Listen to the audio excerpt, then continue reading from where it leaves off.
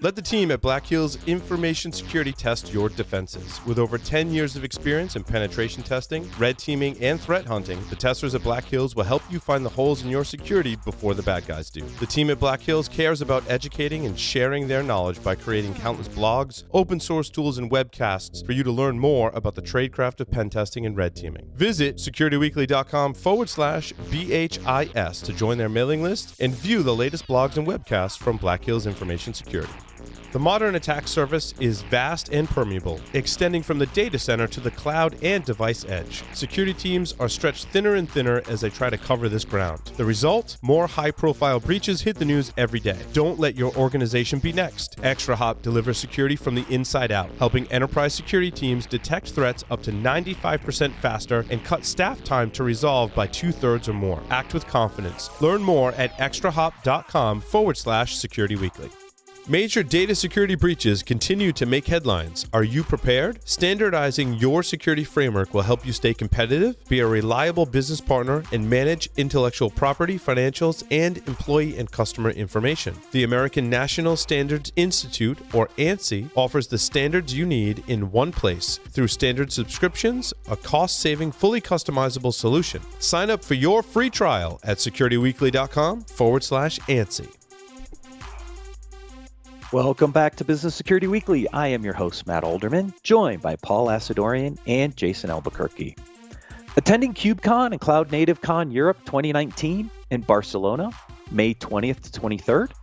Join your peers at the Cloud Native Transformation Summit 2019, hosted by Sysdig on May 20th. I will be emceeing the event. Pre-registration is required. You can add it during your KubeCon and Cloud Native Con registration. Also, register for our upcoming webcasts with both Observit and Kaseya by going to securityweekly.com/webcasts. If you have missed any of our previously recorded webcasts, you can find them on our on-demand library at securityweekly.com/on-demand. All right, let's get into our articles this week. So, Jason, the first article I have to give you a little background on. Sure. Because we covered part one last week.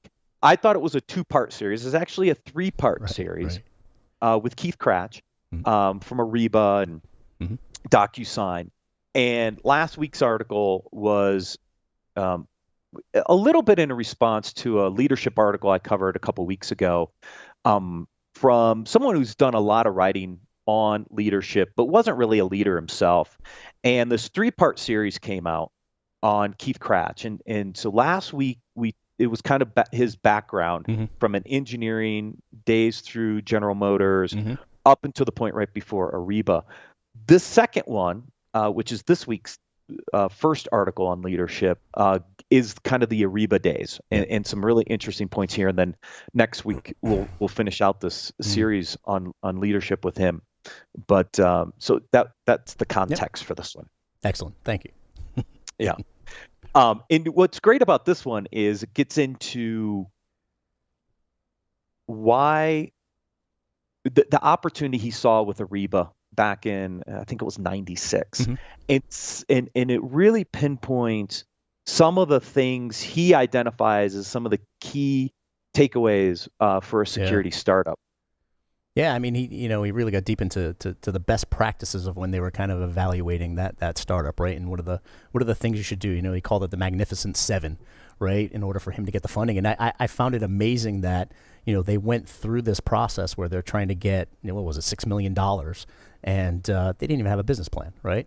But they had these Magnificent Seven things kind of locked down that they could attack, and they got the funding at the end of the day, right? Traditional folks think that you need to walk in with a business plan, you need to have all this stuff set, but just following that model shows that you can walk in the door with a great idea, and you have this Magnificent Seven covered, and you can actually get $6 million worth of funding. It was absolutely amazing. Yeah, I mean, I help advise startups, right? I walk through pieces of this with them. So it's a really good kind of summary for me to look back and go, wait, am I hitting these seven, right? Yeah. Number one is it's got to be a big market opportunity, right? The bigger the market area, the easier it is to see the potential of revenue in a really, really big market. We don't always recognize sometimes if we go after a specific problem, sometimes that problem's not big enough to justify an investment because it's too small of a market scope. Right. Well, I like their approach too. Before they wrote a single line of code, they said we need to go talk to customers. Absolutely, 100%. And like 50 customers. Yep. Right. Yep. And that's collecting the right requirements and understanding the problem. Yeah. And they kept it simple before you write code.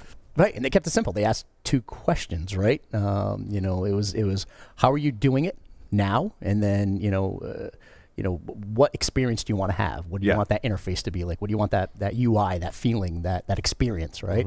And really, they did keep it simple, but at the end of the day, they were building evangelists at the end of it, right? Yeah.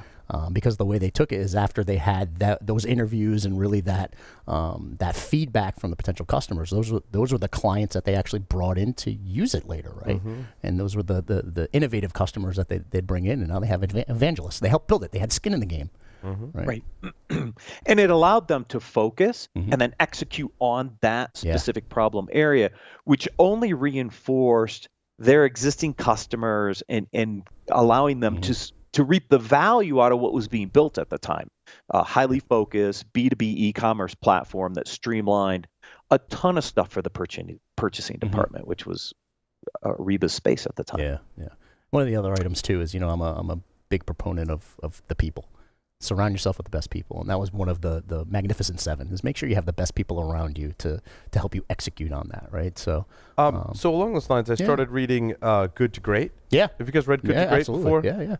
I had not read it. I'm just in like chapter 3 or 4 right now. Yeah. But what he qualifies people with is, you need good people, but you need the right people. The right people. And more specifically, what did he say? And I pulled it up because I had a feeling it would be a segue into this. You need level 5 leadership. Yep. And what they found in there, and this is a whole study. We'll do a segment on the book when I'm complete with it. But leaders who are humble but driven to do what's best for the company, not themselves. That's right. Right? That's a level 5 leader. So we said when you go find the right people, those are the kind of people that you want to find. Yeah, it's a conversation we have a lot, right? The selfish versus selfless. Yeah. You're walking in the door as selfless. Right? And your bus analogy, right? Yeah, is the second thing that already came out in the book was you got to get the right people on the bus, but then you got to know where to drive the bus. That's right. Absolutely. Right? What's the outcome, right? Everybody needs to know the why. Why are we doing this? What's the outcome we're trying to get to, right? So everybody can get behind it. I'm enjoying the book so far. Yeah, good. Well, awesome, I like that it's like a study, an actual scientific study, right? Yep. And he goes into great detail of how they put the study together. So, I like it. The last one, which I think is really important for startups out there, is you got to be good at raising money, which means you really have to have a business person who knows how to raise money on your team as part of that group of, I got really great people. Somebody's got to know how to raise money. Absolutely. But again, surrounding yourself with great people doesn't mean surrounding yourself with people like you. It means surrounding yourself with a diverse group of people who can complement your weaknesses at the end of the day, right? Yeah. Exactly right. But we see a lot of technology startups that are really good on the product engineering side, but really need that help on the business fundraising side in order to pull it all together. Otherwise, some of the best technology never sees the light of day. Right. Yeah. Agreed. Really good article. I just some really good points in here for anybody who wants to learn kind of how they started this at Ariba. I mean, the numbers here are just amazing of what they did when they took that company public and the growth. It's a really good blueprint for anybody out there trying to replicate it. Agreed.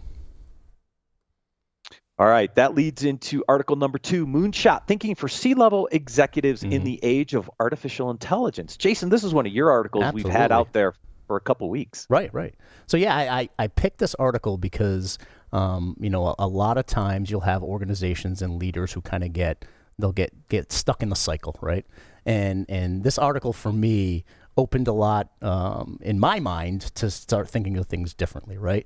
And one of the biggest pieces that I pulled out of this article was executives need to be thinking 10 times versus by 10%, right? So if you're trying to improve something within the organization, think of it of a factor of 10 versus just 10%, right? So you really want to start focusing on excelling what's happening within the organization, excelling the outcome and excelling the success. Simply because we're going to have to. Things are moving so rapidly today. And one of the statements that was in here is that if you're not thinking in this fashion, someone else will, and they're going to beat you to the punch, right? So start thinking at that accelerated rate, because technology and business and digital transformation are moving so fast that somebody's going to beat you to the punch. So you better start having that mindset. Yeah, and I think the first tip he gave here was think about problems. Yep. Not products, right? In which it's something we talk about all the time on this show. Right. What problem are you trying to solve?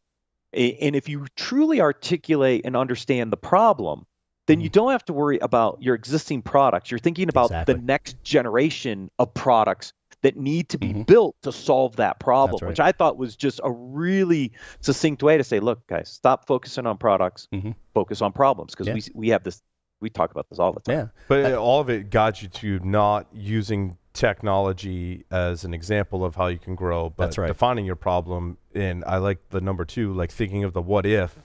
Yeah. Like what if, like we know we have this problem in our processes or business, right? What if we could solve it this way, and then go finding the right technology to solve that? Absolutely. Right. That's what I liked about this article, is that it almost forces you to think that way. Yeah, and by focusing on the problem, what you're doing is you're creating a solution to that ultimate outcome that you want, and then you're putting the right tools behind you, right? You're taking the right tools and putting them in the right spot within the organization, because from a CISO's perspective and from an IT leadership perspective, what's the bane of our existence at this point from someone who has to manage a budget is that many times in an organization, you're getting about 20% adoption of this very expensive technology that you're putting in place because you're not doing this. You're not thinking about the problem and the outcome and then aligning the right tool to it at the end of the day, right? So by doing that, I think you get that focus area, and then you're grabbing the right tools. I call them the Legos within the organization. If I need a solution, I should be able to pop a yellow Lego out and put a green one in 5 years from now when I need it to be better, faster, whatever the case may be. Yeah. In number 2, I want to go back to our previous segment on quantum computing for a second, because it talks about science fiction to solve the problem. And one of the really interesting use cases kind of around this promise of quantum computing is this concept of teletransportation, the ability to set the state of a device through teleport transportation, which is a really interesting concept because from our Star Trek days, right? The ability to transport people, right? Right. Quantum computing, from an entanglement perspective, and some of the things they talk about in quantum computing, has one of those potential properties where when you change the bits here, you know exactly what those bits are going to look like at the other end instantly. Yep. That's this kind of thinking is why people are interested in quantum computing, by the way. Not that it's realistic in the next 10 to 15 years, but that's that kind of moonshot thinking he's talking about in point number 2. Well, you have to. I mean, you have to think. If you are a Star Trek fan, have you watched The Orville?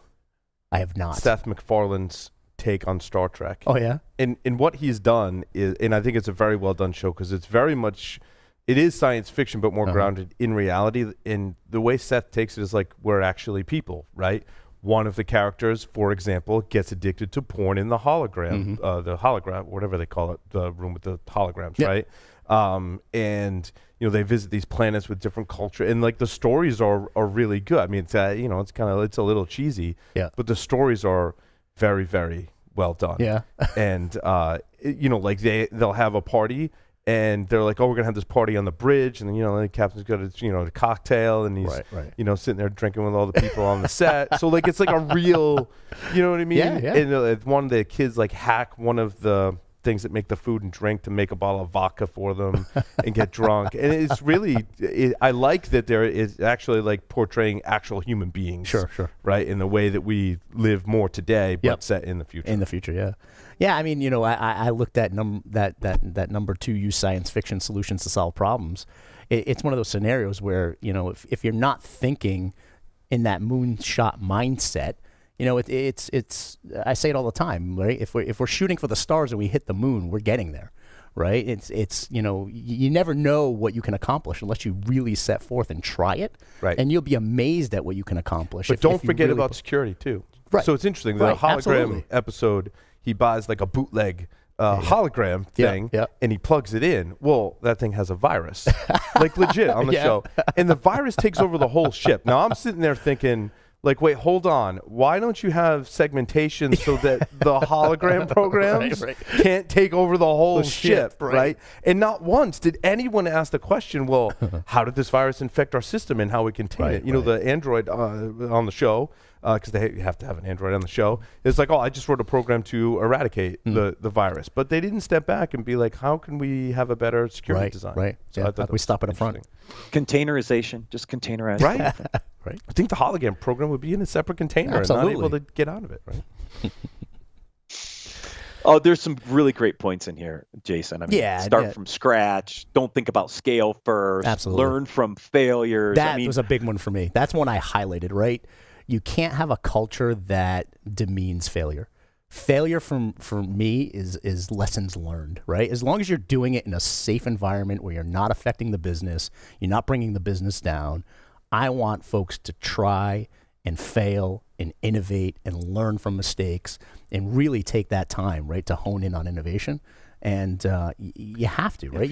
If you're not failing, you're not really trying hard enough. Absolutely, right? It's true, though. It's absolutely true. But so many organizations look at failure in a bad way, right? They're not rewarding failure. They're not rewarding progress. They're not rewarding that innovative mindset where you tried something. What it teaches you is what not to do. Right? Absolutely. In the first couple of chapters of Good to Great, what he says is one of the things is the great companies had learned what not to do and had built a culture around not so much of what we're going to do, but what not to do. The only way you learn that, Jason, is you put in the article, right? Is if you've tried stuff and it's failed, right? 100%, yeah. And the other one I highlighted too was think long term. Always be looking at that strategy, right? I just mentioned it. If you you shoot for the stars, you hit the moon. You're making your way there. Always be looking for that next star that you can shoot for. Absolutely. You know, because you're always making progress at that point. But that's that moonshot mentality. You know, in the phrase in there that did it for me was, you know, think of things in a factor of 10 versus just a 10% increase. Yeah. Yeah.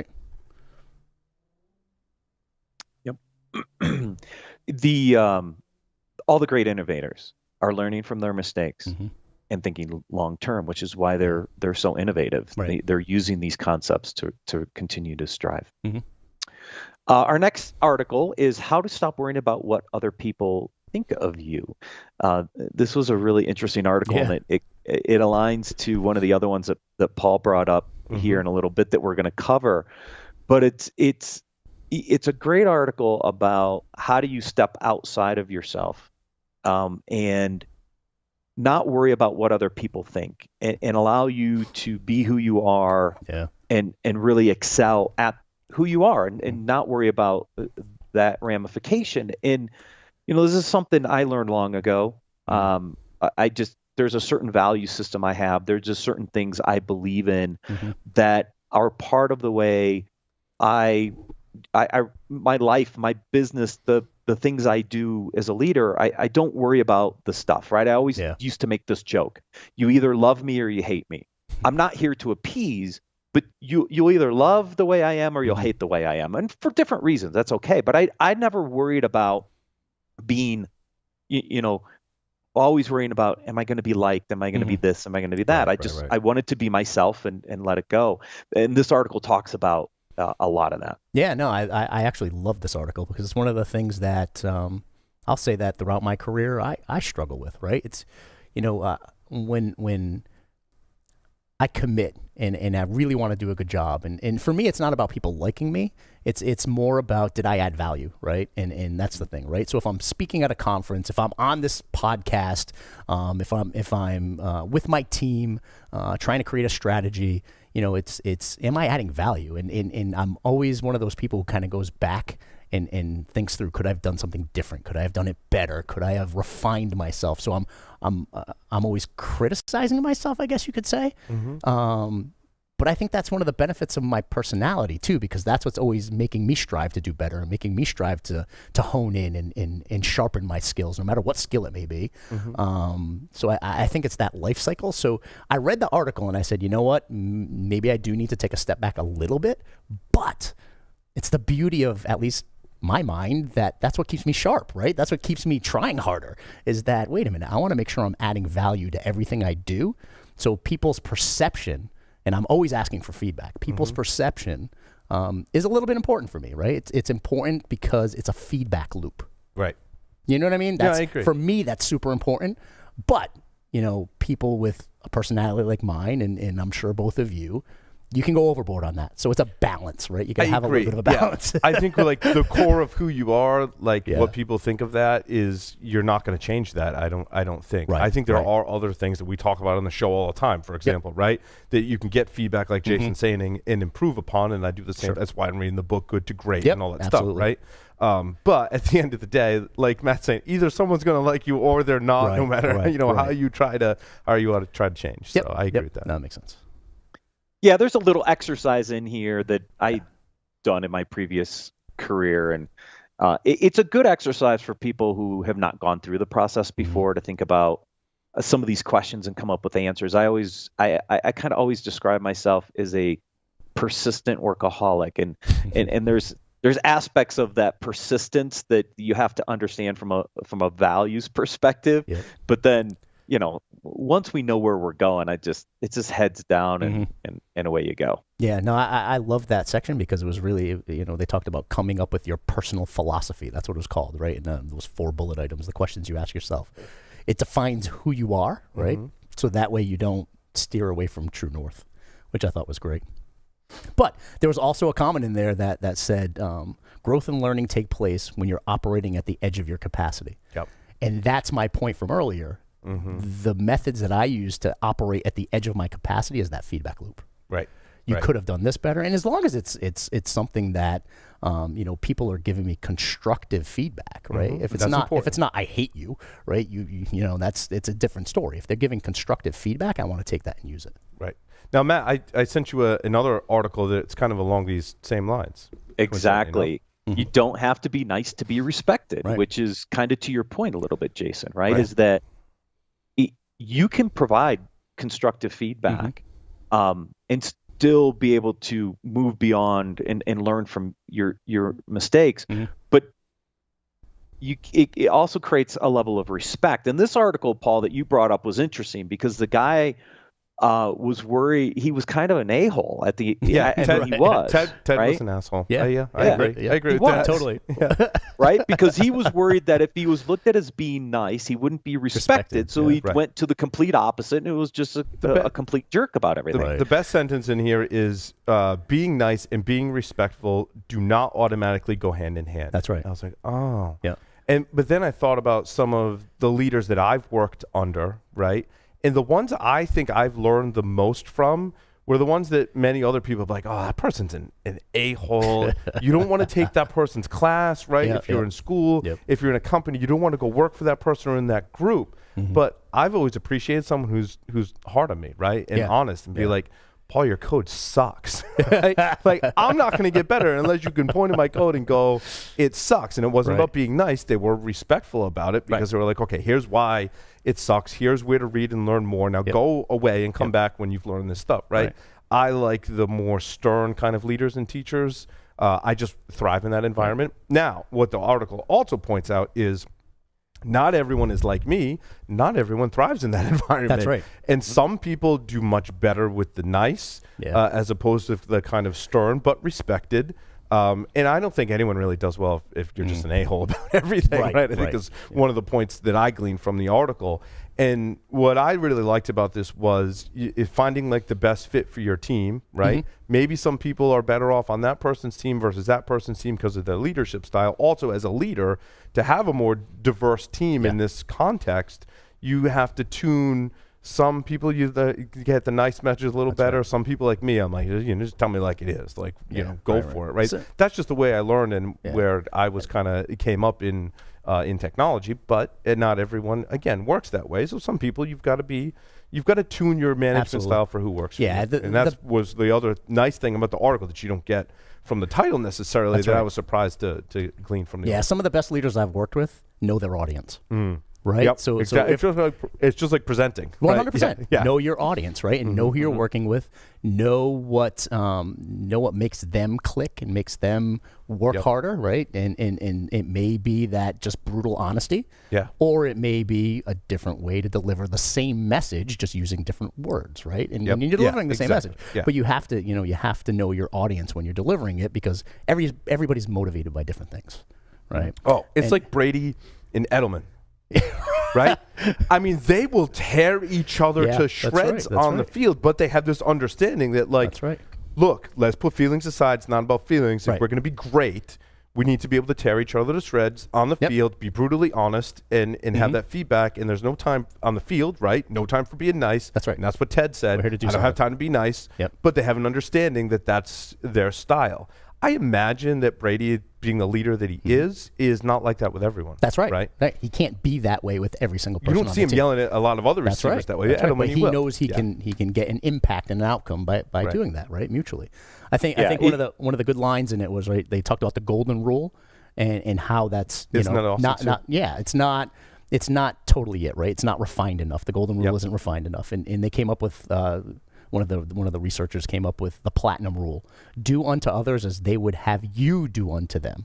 Right. So that's really knowing your audience, right? Yes. I need to know what motivates you. That way I can craft my message in that right way to get the same type of outcome.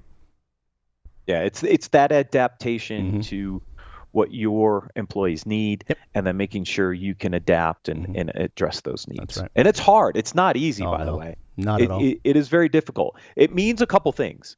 It means you have to listen. Yes. Right? Acknowledge, learn, and then change your style. And sometimes it's that learning component we forget about as leaders, is you got to listen to your team. Yeah. And then make those adjustments based on what your team is telling you and how they want to get that data. Yeah, and no matter what that listening piece and that learning piece is, you have to build some level of a relationship. Yes, that's part of respect. I mean, you have to build some level of a relationship. Because I'm not going to get to know you if I don't have a relationship and what makes you tick. Agreed. This next article I thought was just a really interesting in the light of what's been going on with the 737 MAX, and that is Boeing and the importance of encouraging employees to speak up. And there was a lot of pressure. The article starts with a lot of the historical kind of backstory behind the pressures of the production line at Boeing in getting planes out on time, but not a culture of speaking up when there's issues. And one of the segments, it came up in the espionage segment at GCIS last week, is this concept of how humans deal with risk. Risk that is very immediate and personal to us, we react to instantly. But longer term risk, or things that don't have that close of a personal impact to us, we don't perceive right away. And this is where espionage, because it's kind of not an immediate personal threat to the human, we don't think about it in the same terms from a risk perspective, because it's longer term and it has less direct impact on us, but potentially way more damaging impact. And this article touches on that aspect in the light of this as well. From the Boeing perspective, is the employees probably had some concerns, but maybe couldn't equate it to the potential impact down the road from a safety perspective. And now as they start to look at the underlying issues of the 737 MAX and some of the cultural limitations internally, maybe there were some things there that could have been brought up earlier. Yeah. I think breaking down those fear barriers also plays into it too, right? Like I try and tell everyone here, our listeners included, right, just sent us feedback, like communicate with us. Right. It's okay. Whatever it is, we'll deal with it, right? Like I got a couple of emails that, some of our audio levels are off, and absolutely, we're going to fix them. We need to hear that feedback. But if you build a culture that has fear, and every day I try to have the opposite culture, right, not fear, right, you get that constructive feedback, Jason. We literally just talked about that, right? Matt, you get that I can listen to my employees, they can listen to me. You have to take away that fear. Now, in Boeing's case, fear likely played into the factor of someone saying, well, I see a problem. I don't want to be the one to point that out because that's it. I'm afraid for whatever reason. I'm afraid I might have disciplinary action. Google is going through this in a huge way. I don't know if you've read the articles about Google and what's happening there, but they are absolutely building a culture of fear, making it fearful for people to speak up because of different issues, and then punishing. Like that's not, in my opinion, the way anyone hears opinion, culture, right, of how you run a business and the culture. And I think as leaders in the business, we're not here so much to do the actual work. Maybe in a smaller company we have to, right? But we're here to set the culture and make sure the culture stays on track the way we want. In its simplest form, I mean, it's being in a classroom and the professor says, listen, there's no stupid questions. Right. Yeah. Right? It's at the simplest form, it's that. There's no stupid questions because you want to know what you could be onto something. And if you're not, good on you for raising your hand just in case. Right. I mean, that's the culture that you want to breed. That's a culture you want to have because, talking about one of the last topics of having that culture of the cyber warrior is the feet on the street, see what's going on. Yep. And you want those folks raising their hand saying this might be an issue. And if it's not, it's okay. It's all good. At least you're raising your hand, you're sounding the alarm just in case. Yeah, and there's some really good tips here on successful practices, and it's actually something Paul and I have done, since I came over. Explicitly setting times, places, structures for team members to speak their minds. Every month, I'm in studio, and every month we have a team meeting, and we give them updates on where we are. We want to get any issues out on the table. We want to address them together, and we do that on a monthly basis when we're all together. I think that's really important because one, it doesn't allow anything to build up over time. It gives us that regular cadence so that we can make sure that we're addressing things as leaders, that the team gets the ability to raise issues and concerns. That just, I think, helps us be better as a company in what we do. Yeah. And I know at scale this is a little harder for some organizations, but it definitely helps. One thing I've done, and I don't know if you've done this too, Jason, is especially recently when we have our regular group meetings, I'm like, first thing, tell me what is your greatest challenge and what can I do to help you overcome it, right? Like just specifically calling it out just like that. Like what is your greatest struggle? Yep. And let's see if I can help. I'm not going to make any promises. Like I can't, it's not magic pixie dust all the time. Right. But let's uncover what that is and let's work. Absolutely. Sometimes they're easy fixes. Yep. Sometimes they're longer term. We have to make other changes. But let's get those challenges, out in the open. I mean, it's known when I have my team meetings that part of my job and a good portion of my job is to get roadblocks out of the way. Yep. Right. I mean, that's why I'm a leader. Right. And in many instances, I need to be able to go out to other leaders in the organization and say, my team's identified this roadblock. We can't make any progress here. I need to work with you on pulling that roadblock out of place so we can get through and do what we need to do. Maybe we don't take this road. Maybe we have to take a different road because of whatever business reason. But we got to get that roadblock out so we can actually make progress. Yep. And that's part of my job. Agreed. The last article quickly is the skills and people who ignite the DevOps process. And this is from a CIO perspective, but I thought it was interesting because I think it also relates to the CISO role as well. Absolutely. When you think about this, right? And this article basically at the end of the day says, look, we break this down into three types. You're either the utility CIO/CISO, you're the service provider CIO CISO, or you're the business partner CIO and CISO. And Jason, I think which one's probably the right one to embrace 100%, DevOps. So 100%. I mean, at the end of the day, I think we've talked about this on the show before, right? Modern day CISOs today are experiencing those same challenges that the CIOs experienced 15 years ago. And it was coming out of the utility mindset, moving and maturing to the service provider, and then eventually becoming a partner to the business, right? Yep. And that's the goal, right? The goal for a CISO today, you need to partner with the business. You have to. You can't be seen as a roadblock. You can't be seen as the organization of no. You just can't. You will not be successful. You'll be tactical in everything you do, right? And instead of strategic. We want our business units to have us in the front of the process instead of at the end of the process. We don't want to be an afterthought. When you're an afterthought, you are a utility CISO, right? You're there because you have to be there and you're a check in the box. That's not how I want my organization to be It's run. encouraging too. A lot more of the technology that I'm seeing from the security side also has operational benefits, and not just in DevOps either. Absolutely. I did a briefing with Eclipsium that helps you secure the firmware inside of your Windows machines.